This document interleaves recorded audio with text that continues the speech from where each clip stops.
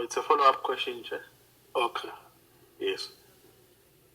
It's a follow-up question on classification, Chairperson. The National Commissioner kept on saying he doesn't know. When the latter speaker was asking about the information which relates to the content contained in the information that is classified. Now, what I want to understand is, and please explain like you are explaining to a layperson. What I want to understand is, what does classification mean? Does it mean that even yourself, as the National Commissioner, can have access to a classified information, even if that information has findings of wrongdoings which warrant arrest? Kindly explain. Thanks, Honorable Chair.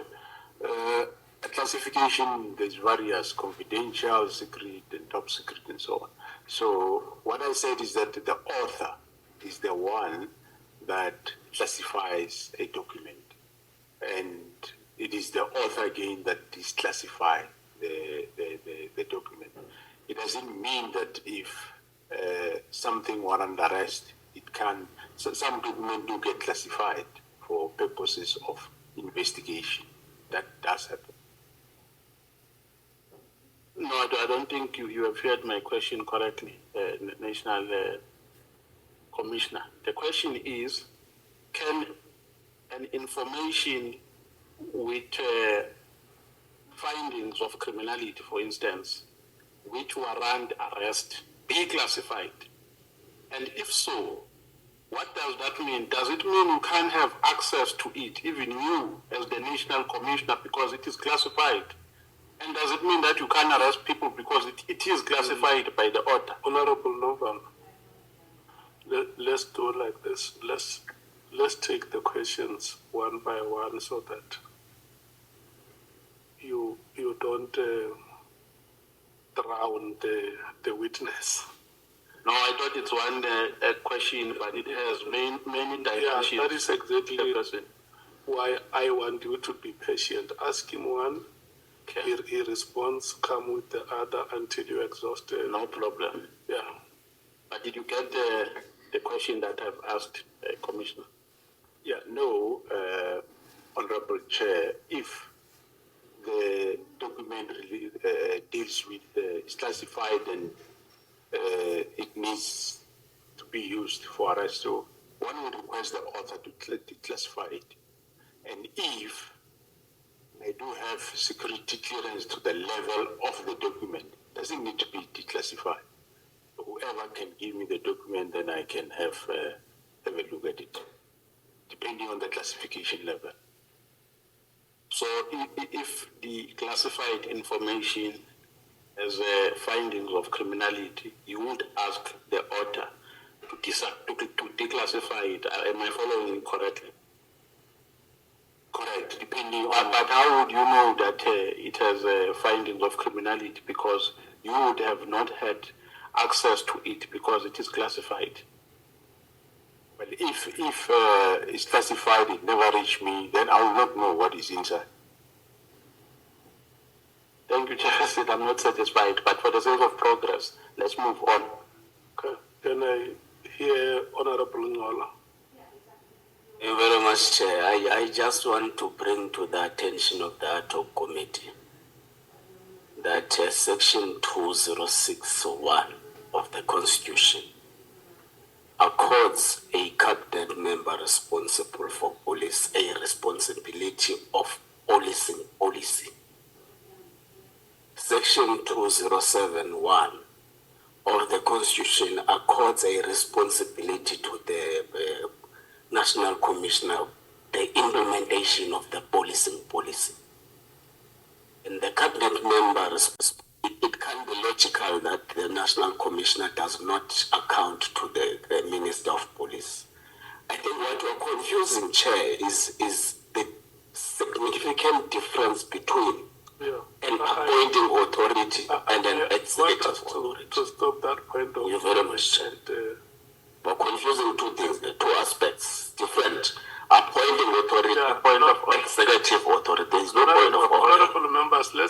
meeting on Wednesday. No, it's not quite fast. He is out of order, Chairperson. I'm not out of order. I did not invite his explanation. No, I don't need to be invited by Mr. Nomva. Witnesses here. Don't project yourself as an expert. You are not an expert here. Order, Chair. Do not ask for your opinion. We are questioning the witnesses. You must be quiet. You must be quiet. We don't need your opinions here. We are questioning the witnesses. Order, Chair. You must keep quiet. We did not invite your opinion. Chairperson, order. Who are you to advise us? Chairperson, order. Who are you to advise us? We are not an expert here. Chairperson, the legal point of order. advisor seated next to me. If we need the legal advice, we will speak to him, not him. Chairperson, on a point of order. Chair, rise on a point of order. Because the point of order by Mr. Nomva is actually out of order. He has been allowed numerous times to make if you allow him to budge, you are also going to budge. Even yesterday. If you allow him to do what he is doing, we'll do it as well. We are not a whip. And we can do it better than what he does. No. Don't make it. We're not going to be bullied by making useless threats. We'll never be bullied by Ngola here. Sir. He projects himself as an expert. You are not an expert here. We have a legal advisor. Sir. We're asking questions from you, not from you. Who are you? Who are you? What is this? Chair, can I proceed with my point of order? I want to apologize for your behavior, the two of you, to the people of South Africa who have been following us from the first day up to this point. And but I can still afford you more time. Yes, I can still give more time and maybe just sink my head below the table. I will rise when we are ready to proceed. And my profuse apologies, General Masemola. It's not how I have expected the members of my committee to conduct themselves. I thought that if we have issues we can discuss in our own meeting when we deal with housekeeping matters, but unfortunately it had to deteriorate to this level. Is there any one of you who wish to apologize, honorable members?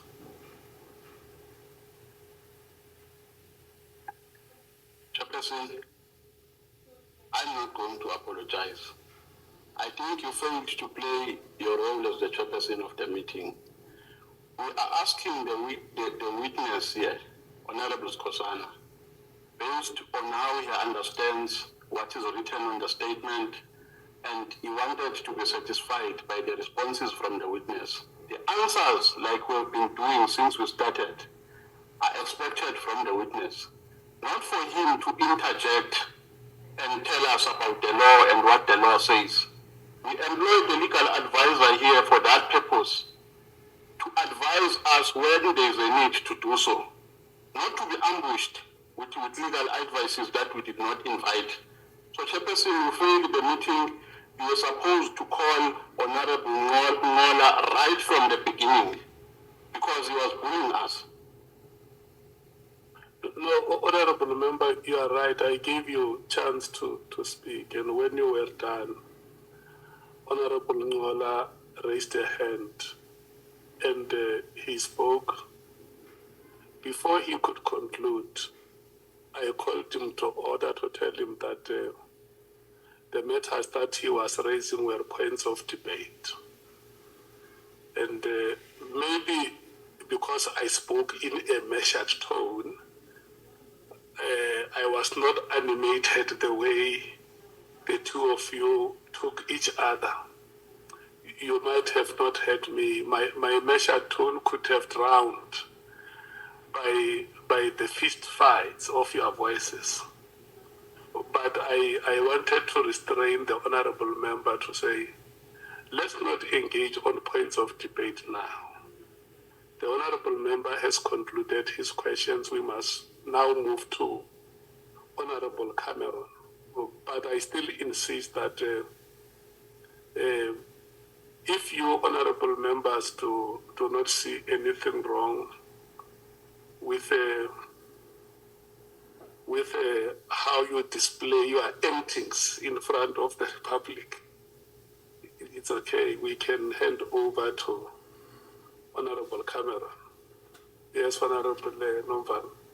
No, Chair, following that explanation, we apologize. Let's move on. That is human. Honourable Ngwala. Chair, for peace sake, I apologize. Otherwise, You don't apologize for peace sake. You apologize because you know it's genuine to do it. But Chair, I did nothing wrong. We've agreed that we are going to allow members to intervene in between. So it was just a pure intervention, but I apologize. Thank you. Honourable Ngwala, do you apologize? Yes, Chair, I apologize and I forgive Mr. Nomvalo for You having apologize for the manner you reacted. Yes, Chair, I apologize and forgive Mr. Nomvalo. Thank you so much. Honourable Cameron, can you just take a breath? Family, today I just want to take our time and talk about the chairperson of the ad hoc committee. There's something unique about this chairperson. When you compare this chairperson to Tanti, who was on 194 during the time of Mkhwebane, you know, you can see the maturity of that man sitting in that Mr. Khanyana. He can diffuse a situation that has gone out of hand without raising his voice and without forcing anybody to do anything. With the power of his voice and the way he presents himself. That man is not an ANC, is not a DA, is not a EFF, is not a PA, all the organizations you can count that are in South Africa. He is just a neutral man. I have watched him very closely since this ad hoc committee started. He's been doing one and the same thing. He doesn't care which political party you come from. He gives you an ear.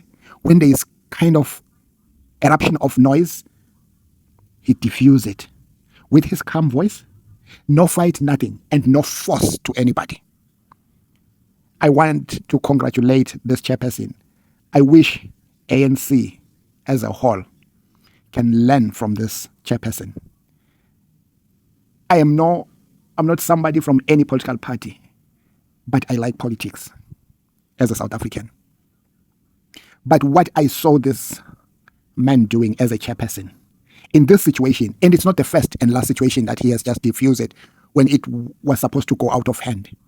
Because why I compare him with Dandi in the 90s, you see, in section 194, where during the time of Mkhwebane, the PP of South Africa, I don't think the outcome that came there was going to be the one that made Mkhwebane impeached.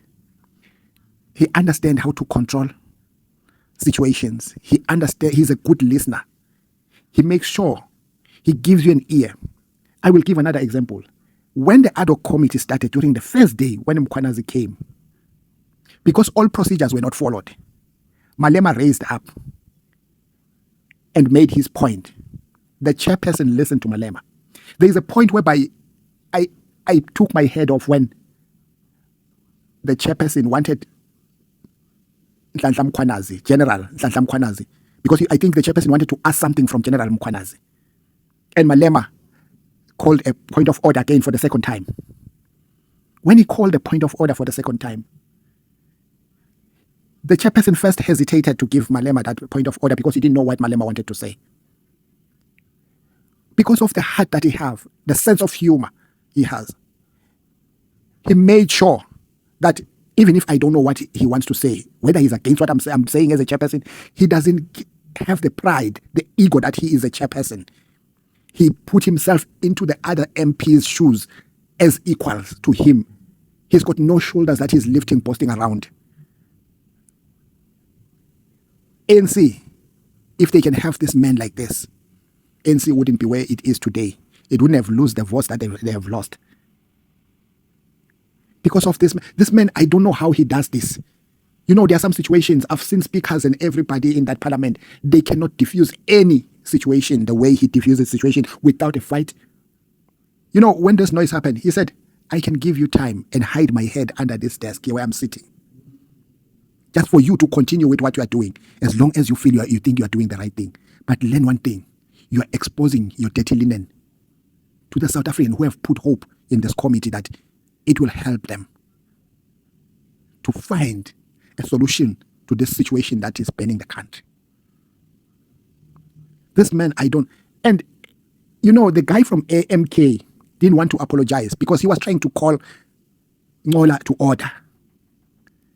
But because of what this chairperson said without a fight, he found himself in his heart, the member of the MK, and right away apologized without a fight.